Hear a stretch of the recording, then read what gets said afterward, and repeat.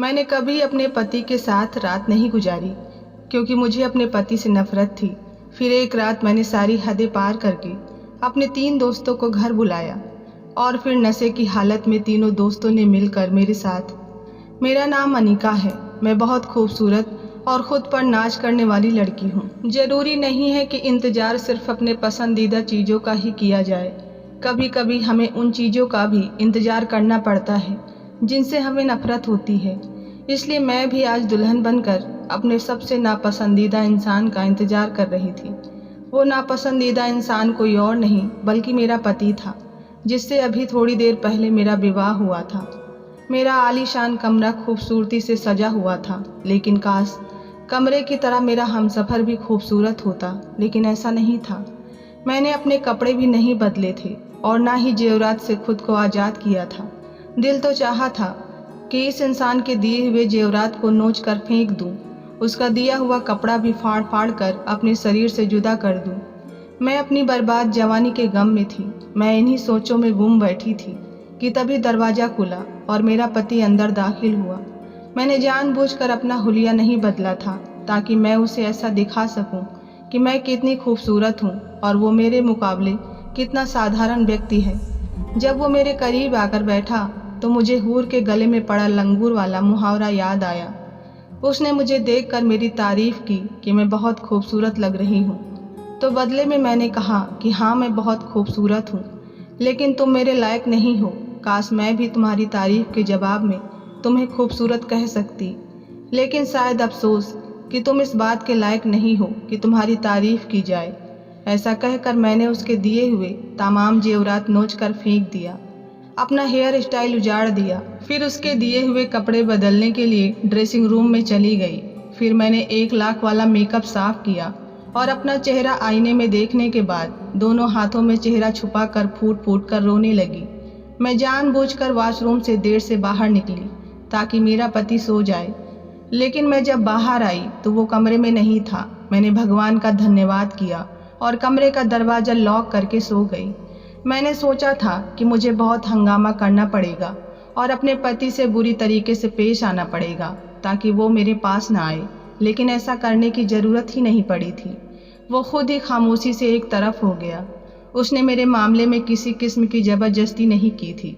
मैं बहुत ज़्यादा खूबसूरत थी, लेकिन मैं एक मिडिल क्लास घराने से थी, और जब मेरे लिए एक बहुत ही अमीर औरत अपने बेटे का रिश्ता लेकर आई तो सबने अच्छा समझकर उसे कबूल कर लिया। लेकिन जब मैंने लड़के की शक्ल देखी तो वो मुझे एक आंख भी नहीं भाया था। उसके पास पैसे के अलावा कुछ भी नहीं था। वो बहुत बदसूरत था। मैंने बहुत हंगामा किया, लेकिन घर वालों ने मेरी एक भी ना सुनी, क्योंकि वो सब पैसे के मारे हुए थे। उन्हें बस इस अमीर घराने से रिश्ता जोड़ना था और मेरी सास को अपने बेटे के लिए चांद सी बहू चाहिए थी। वो मेरी खूबसूरती देखकर मुझे अपनी बहू बनाने के लिए मचल उठी थी। जब मेरे अपने घर वालों पर मेरा बस नहीं चला तो मैंने तय कर लिया कि मैं उन दोनों माँ बेटे का जीना तंग कर दूंगी, क्योंकि उनकी वजह से ही मेरी ज़िंदगी बर्बाद हुई थी। दोनों ने मेरी गरीबी का फ़ायदा उठाया था। अपने दौलत की नुमाइश करते हुए मुझे खरीद लिया था। मेरे जज्बात, मेरे एहसास की किसी को कोई फिक्र नहीं थी। मेरी सास ने मेरे मायके वालों को बहुत सारे पैसे दिए थे। मैंने अपने मायके वालों से हर किस्म का रिश्ता ख़त्म कर लिया था और उनसे कहा था कि आगे ज़िंदगी में मैं उनकी शक्ल भी देखना पसंद नहीं करूँगी, क्योंकि उनकी वजह से ही मेरी ज़िंदगी बर्बाद हो गई थी। मैं बहुत ज़्यादा खूबसूरत थी, तो मुझे पैसे की नहीं, अच्छी शक्ल वाले पति की ज़रूरत थी। पैसा तो कोई भी कमा सकता है, लेकिन अच्छी शक्ल सूरत हर किसी के पास नहीं होती। इस ज़बरदस्ती की शादी के बाद मैं बदमाशी पर उतर आई थी। मैंने फैसला कर लिया था कि मैं इस घर को तहस नहस कर दूंगी। इस घर की मालकिन का सुकून खराब कर दूंगी। ये घर देखने में बहुत खूबसूरत और आलीशान था, लेकिन जितना बड़ा ये घर था उतना ही मुझे उसके अंदर रहने में घुटन महसूस हो रही थी। सच कहते हैं, इंसान का जहाँ दिल न लगे वहाँ कितना ही सुकून क्यों न हो, कोई फ़ायदा नहीं होता। इस घर में नौकर चाकर थे, जिंदगी की हर सुख सुविधाएं मौजूद थी, लेकिन वो नहीं था जिसकी मुझे ज़रूरत थी। मेरी माँ ने मुझे कहा था कि मर्द की शक्ल कौन देखता है, तो मैंने कहा कि मुझ जैसी खूबसूरत पत्नी अपने पति की शक्ल जरूर देखती है। सुबह शाम दिन रात मर्द की शक्ल देखती है, अगर वही पसंद की ना हो तो पत्नी किधर जाए। माँ ने कहा था बस शादी के चंद दिनों तक ही सूरत देखी जाती है, बाद में पति का पैसा ही काम आता है। मैंने अपनी माँ से कहा था कि चंद दिनों की बात नहीं है, किसी को बर्दाश्त करना ये उम्र भर की बात है। एक चेहरा सारी जिंदगी देखना पड़ता है, और अगर वही एक चेहरा पसंद ना हो तो फिर पत्नी क्या करे। शादी के दूसरे रोज मेरी सास की सहेलियां मुझे देखने के लिए आई तो मैंने उनके सामने खूब हंगामा किया, जिसकी वजह से मेरी सास को बहुत ही शर्मिंदगी का सामना करना पड़ा। मैंने सोचा इस हंगामे के बाद मेरी सास सबको घर बुलाना छोड़ देगी, अब वो दोबारा किसी को घर नहीं बुलाएगी, और वैसा ही हुआ। सास ने दोबारा किसी को घर नहीं बुलाया। सास की हालत देखकर मुझे कुछ सुकून मिला था। जिन लोगों ने मुझे बर्बाद किया था उन्हें परेशान करके मुझे सुकून ही तो मिलना था। मैं बदतमीजी पर उतर आई थी। वो लोग शरीफ लोग थे, इसलिए खामोश हो जाते थे। मैंने सोचा था कि मैं उन्हें इतना तंग कर दूंगी कि आगे 7 जन्मों तक ये लोग कभी भी किसी गरीब लड़की की मजबूरी का फायदा उठाने से पहले 1000 बार सोचेंगे। जब मुझे इन सब से भी चैन ना मिला तो मैंने एक नया काम करना शुरू कर दिया। मैं रोजाना शाम को छोटे कपड़े पहनकर ड्राइवर के साथ घर से निकल जाती और सारी रात बाहर गुजारती, सुबह के टाइम पर वापस आती थी। मैंने ऐसी जगह को चुन लिया था जहाँ पर अमीर लड़के और लड़कियाँ जाते थे। शहर में इस तरह की बहुत सारी जगह थी जो कि खास अमीर नौजवानों के लिए बनाई गई थी, और वो लोग वहीं सारी रात गुजारते थे। दूसरे देशों में ऐसी जगह को नाइट क्लब का नाम दिया जाता था, लेकिन हमारे देश में ऐसी जगहों का कोई खास नाम नहीं था। हमारे देश में ऐसी जगह को छुपा कर इस्तेमाल किया जाता है ताकि पुलिस को इस जगह की भनक न लग जाए। मैं भी ऐसे ही एक नाइट क्लब का हिस्सा बनती जा रही थी। मैं रोजाना रात को वहां जाती थी और फिर वहां पर बैठकर सबको देखती रहती थी। कुछ लड़के लड़कियां डांस कर रहे होते थे, कुछ डीजे म्यूजिक पर म्यूजिक चलाते, कुछ गेम खेलते रहते थे जिसमें बॉलिंग जैसे खेल शामिल थे। मैं किसी खेल का हिस्सा नहीं थी, ना ही किसी डांस में शामिल होती। बस एक कोने में बैठ जाया करती थी और सबको देखती रहती थी।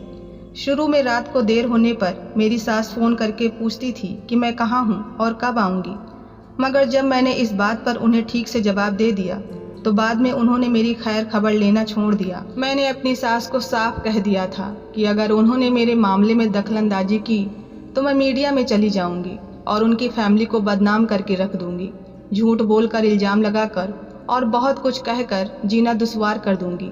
ये शरीफ लोग थे, मेरी धमकी से डर गए और मुझे आज़ाद छोड़ दिया, लेकिन अंदर ही अंदर वो दोनों घुट रहे थे। मैं जहाँ रोजाना रात गुजारने जाती थी वहीं फिर मुझे एक लड़का मिला। मैं अपने ख्यालों में गुम बैठी थी कि वो मेरे पास आया और उसने कहा, वो रोजाना मुझे देखता रहता है, मैं एक कोने में बैठी रहती हूँ, किसी से कोई बात ही नहीं करती, मैं इस जगह का हिस्सा नहीं हूँ तो फिर यहाँ पर क्यों मौजूद हूँ।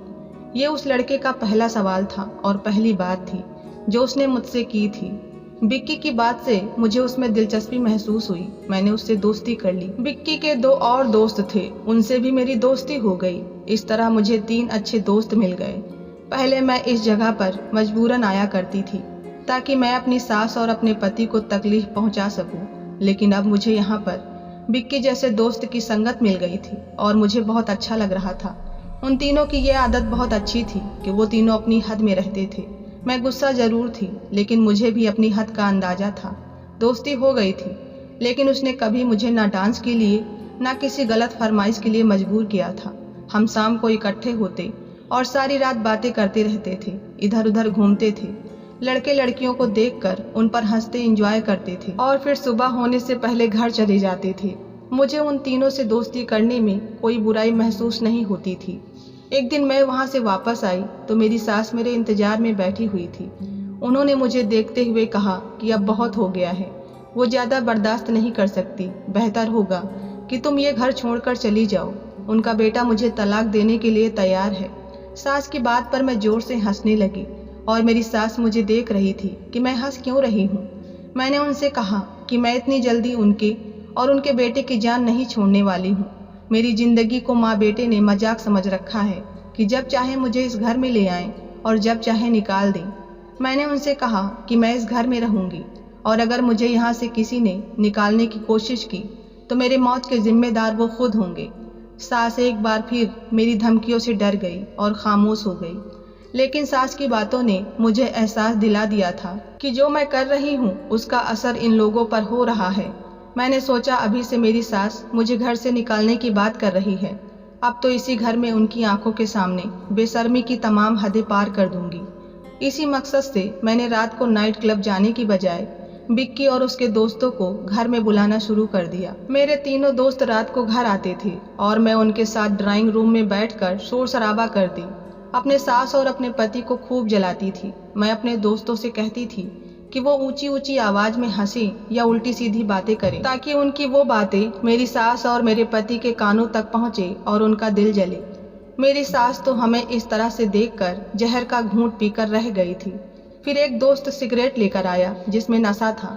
मैंने अपनी सास को दिखाने के लिए वो सिगरेट मुंह से लगा लिया था और सास को दिखाने के चक्कर में रोजाना सिगरेट पीने की वजह से मुझे नशे की लत भी लग गई थी। मैंने ये भी नहीं सोचा था कि इनको दिखाने और जलाने के चक्कर में मैं खुद को बर्बादी की तरफ ले जा रही थी। बिक्की और उसके दोनों दोस्त मुझे दोस्ती के नाम पर बुराई के रास्ते पर ले जा रहे थे और मुझे कुछ होश ही नहीं था। एक दिन मेरे पति जल्दी घर आ गए और मुझे बिक्की और उसके दोनों दोस्त के वीडियो दिखाने लगी जिसमें वे तीनों लड़कियों के साथ गलत हरकत कर रहे थे। मैं वो सब भी देखकर ढिठाई से अपने पति के सामने चीखने चिल्लाने लगी और बोली कि मैं ये सब जानती हूँ, मुझे कोई फर्क नहीं पड़ता। मेरी बातों से मेरे पति का चेहरा फीका पड़ गया। उसकी आंखों में नमी चमक रही थी, मगर मुझे तब भी उसका कोई एहसास नहीं हुआ। उल्टा मैंने उसे भला बुरा कहना शुरू कर दिया और बोली उसके नसीब में खूबसूरत लड़की नहीं है तो वो दूसरे लड़कों के नसीब से जलने लगा है। बिक्की और उसके दोस्त बहुत खूबसूरत लड़के थे। मेरे पति बिल्कुल खामोश हो गए और पहले कभी जो मुझे समझाने की कोशिश करते थे वो भी छोड़ दिया। मेरी सास गुमसुम सी अपने कमरे में बंद रहने लगी थी। मेरा पति सारा दिन घर से बाहर गुजारने लगा। इन सब से सबक लेने और शर्मिंदा होने के बजाय मैं बदतमीजी पर उतर आई और पूरे घर में किसी मालकिन की तरह घूम रही थी। अपने दोस्तों को भी बुलाकर अब मैं अक्सर किसी न किसी कमरे में ले जाती, खाते पीते मूवी देखते रहते। मेरी अय्याशी और बदचलनी की वजह से मेरी सास को एक दिन दिल का दौरा पड़ गया और मैं जो घर पर थी अपनी सास को हॉस्पिटल ले जाने की बजाय सुकून से अपने कमरे में जाकर बंद होकर सो गई। मेरी सास की एक बहुत भरोसेमंद नौकरानी थी। उन्होंने मेरी सास को संभाला और मेरे कमरे का दरवाजा बजाकर मेरी सास को हॉस्पिटल ले जाने को कहने लगी। मुझे इस नौकरानी से बहुत नफरत थी क्योंकि वो पढ़ी लिखी थी और शायद हालात की सताई हुई घर में नौकर बनकर रह गई थी। वो लड़की लगभग 23 साल की सांवली सी थी मगर बहुत ही तेज थी। पहले दिन से मैं इसे घर में अपनी सास के साथ देख रही थी। वो हर मामले में बढ़ चढ़कर हिस्सा लेती थी और फिर उसका यूं मेरे कमरे का दरवाजा बजा बजा कर मेरा सर खाना मुझे बहुत गुस्सा आ गया था। मैंने कमरे से निकलकर उसे नफरत से धक्का दिया और गुस्से से कह दिया कि अगर उसे परवाह है तो वो खुद अपनी मालकिन को हॉस्पिटल ले जाए। मेरी बातों पर वो लड़की हैरान रह गई और वहाँ से चली गई। मैं नहीं जानती कि फिर क्या हुआ, उस लड़की ने कैसे मेरी सास को हॉस्पिटल पहुँचाया, मगर अगली सुबह एम्बुलेंस मेरी सास की लाश को घर पहुँचा गई थी और उसे घर लाने वाली वही नौकरानी थी, जबकि ये मेरी जिम्मेदारी थी। अपनी सास की मौत पर पहली बार मेरा दिल कांच सा हो गया था। मेरी सास एक अच्छी औरत थी जिसने कभी मुझे कोई नुकसान नहीं पहुंचाया था। मुझे उनकी मौत का थोड़ा बहुत अफसोस हुआ था। मुझे पता चला कि मेरा पति शहर से बाहर था, इसलिए वो रात के वक्त अपनी माँ की हालत के बारे में जानकर भी वक्त पर वापस नहीं आ पाया। जब वो घर लौटा तो आगे उसकी माँ की लाश पड़ी हुई थी और मैं अपने कमरे में बंद पड़ी हुई थी। मेरे पति का सदमे से बुरा हाल था। उसके पास उसकी एक माँ थी जो अब इस दुनिया में नहीं रही थी। सर मार मार कर रो रहा था और मैं कमरे में बंद उसे सुन रही थी। जब मेरी सास का अंतिम संस्कार हुआ और घर में मेहमान कुछ कम हुए तो मेरा पति मेरे पास कमरे में आया। मुझे लगा था कि वो अपना दुख बांटने आया होगा और पहली बार मैंने उसे बेइज्जत करने का नहीं सोचा, बल्कि मैं उसे तसल्ली देना चाहती थी। मगर अब बहुत देर हो चुकी थी। वो मेरा बाजू पकड़कर मुझे कमरे से बाहर खींच कर ले गया और बोला कि मैं उसके घर से चली जाऊं, वो मुझे तलाक भेज देगा। मैं अपनी आदत के मुताबिक गुस्से में आ गई और उसे धमकाने लगी कि वो मुझे ऐसे नहीं निकाल सकता। मेरी धमकी पर उसने जो मुझे कहा वो सुनकर मेरे होश उड़ गए। वो बोला कि उसे मेरी धमकियों से कोई फर्क नहीं पड़ता। सब लोग जानते हैं कि तुम बहुत ही बदचलन लड़की हो, और लोग कई बार उसे ऐसी बदकिरदार पत्नी को तलाक देने की राय भी दे चुके हैं। मगर उसकी माँ एक अच्छी औरत थी जो मुझे तलाक देने से मना करती थी। वो किसी भी लड़की की ज़िंदगी बर्बाद नहीं करना चाहती थी। मैं घमंड में थी कि वे लोग मेरी धमकियों से डर कर खामोश रहते हैं और मुझे कुछ कह नहीं पाते। आज वो भ्रम भी टूट गया था। मुझे पता चला था कि मुझे सिर्फ मोहलत मिल रही थी, मगर मैं अपनी जिद और ढिठाई की वजह से बहुत आगे बढ़ती चली गई थी। मैं अब सच्चाई जानकर थोड़ी घबरा गई थी और अपने पति को दबाने के लिए उसे एहसास दिलाने की कोशिश करने लगी कि वो अपनी माँ की लाई हुई लड़की को घर से निकालकर अपनी माँ की आत्मा को तकलीफ देगा। मेरी कोशिश थी कि वो मुझे किसी तरह एक बार मौका दे दे, क्योंकि मैं अब पैसों के बगैर नहीं रह सकती थी और मैं अपने घर वालों से बहुत पहले ही उन सब को जलील करके सारे रिश्ते ख़त्म कर चुकी थी। मेरी बात पर मेरे पति ने नफरत से मुझे देखा और कहा कि मेरी माँ तुझ जैसी लड़की को घर लाकर खुद भी पछतावे में थी, इसलिए उसकी आत्मा कभी बेचैन नहीं होगी। फिर उसने मुझे बताया कि कैसे उसकी माँ की तबीयत खराब होने पर उसकी नौकरानी ने उसे कॉल किया था। तब उसने ही नौकरानी से कहा था कि मुझसे कह दे कि मैं उसकी माँ को अस्पताल ले जाऊं। मगर जब नौकरानी ने मेरा दरवाज़ा बजाया तो मैं उल्टा चीखने लगी और उसे कह दिया कि वो खुद ले जाए। तभी मेरा पति दूसरी तरफ फ़ोन पर मौजूद था और उसने सब कुछ सुन लिया था।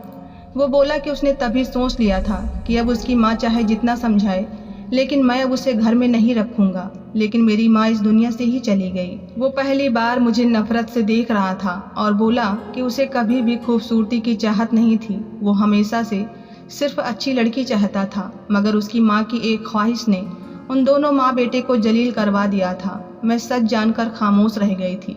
मेरा पति मेरी खूबसूरती से कभी खुशी नहीं था। वो सिर्फ मुझे पत्नी की हैसियत से इज्जत देता था और मैं समझती रही कि वो मेरी सूरत का दीवाना है। मेरे सुने बिना मेरे पति ने उसी वक्त मुझे वहीं तलाक दे दिया। साथ ही उसने मुझे तलाक के कागजात तैयार होने तक मुझे गेस्ट हाउस में रहने को कहा। मुझे उस वक्त भी महसूस नहीं हुआ और अब भी मैं अपनी गलती मानने को तैयार नहीं थी। मैंने उसे बताने के लिए कि मुझे उसकी परवाह नहीं है अपने तीनों दोस्तों को घर बुलाया और उनके साथ हल्ला गुल्ला करते हुए बेशर्मी की हद पार कर दी। मेरा पति उस रात घर से चला गया था और मैंने उन लड़कों के साथ मिलकर हद से ज़्यादा ड्रिंक कर ली थी। और जब उन्होंने मुझे होशो हवास से बेगाना देखा तो आज पहली बार अपना असली रूप मेरे सामने ले आए और वो सब मिलकर मेरे साथ ज्यादती करने लगे। मैं चीखती चिल्लाती मदद मांगती रही, मगर मेरी सुनने वाला वहाँ पर कोई नहीं था। अगले दिन वो लड़के मुझे मुर्दा हालत में वहीं छोड़कर चले गए और मेरे पति ने आकर मुझे तलाक के कागजात पकड़ा दिए। मैं तलाक के कागज़ लेकर भी उस हालत में नहीं थी कि वहाँ से कहीं जा सकती। मैं अपनी किस्मत पर रो रही थी। अपनी इज्जत गंवाकर मुझे एहसास हुआ था कि क्लब में नशा करने वाले लड़के कभी दोस्त नहीं हुआ करते, जबकि उनकी असलियत तो मेरा पति बहुत पहले ही मुझे बता चुका था। मगर मैं जिद में अंधी हो गई थी और अपनी इज्जत को खुद उन लड़कों के हवाले कर दिया था। पूरा एक हफ्ता मैं वहाँ पर बस पड़ी रही और नौकरानी मेरे आगे खाना फेंक कर चली जाती थी। जब कुछ संभल कर मैं बाहर निकली तो सामने मेरे पति के साथ बहुत ही खूबसूरत लड़की खड़ी हुई थी। वो मुझे देखकर खिसक गई तो मेरे पति ने मुझे बताया, ये शुद्धा है और ये मुझसे शादी करना चाहती थी। अभी तक मैं उसे मना कर रहा था, लेकिन अब मैंने मंदिर में जाकर इससे शादी कर ली है और ये मेरी पत्नी है। मैंने उस लड़की को देखा तो हैरान रह गई। वो मुझसे भी ज़्यादा खूबसूरत लड़की थी, मगर वो उस बदसूरत मर्द के पहलू में सुकून से खड़ी मुस्कुरा रही थी। उसके चेहरे पर गुलाब बिखरा हुआ था और वही नौकरानी अपनी नई मालकिन के आगे पीछे घूम रही थी। फैमिली पूरी थी और मेरी वहाँ कोई जगह नहीं थी। इस फैमिली का हिस्सा मैं भी तो हो सकती थी, मगर मैंने अपने घमंड में सब कुछ गंवा दिया था। अब मैं एक पागल खाने में रहती हूँ, क्योंकि मेरे साथ हुए हादसे ने मुझे दिमागी तौर पर मरीज बना दिया था। मैं कभी बिल्कुल ठीक होती हूँ और कभी अचानक चीखने चिल्लाने लगती हूँ। मेरे अंदर डर फैल चुका था कि अब मैं पाप का हिस्सा बन चुकी हूँ। भगवान ने मुझे इज्जत की ज़िंदगी दी थी, लेकिन मैंने खुद अपने लिए जिल्लत बना लिया था। विक्की और उसके दोस्त बहुत खूबसूरत थे, लेकिन उन खूबसूरत चेहरों का भयानक रूप मैंने जब देखा तो मुझे अपने इस खूबसूरत चेहरे से नफरत होने लगी थी। आज भी आईने में खुद को देखकर अपने बाल नोचने लगती हूँ।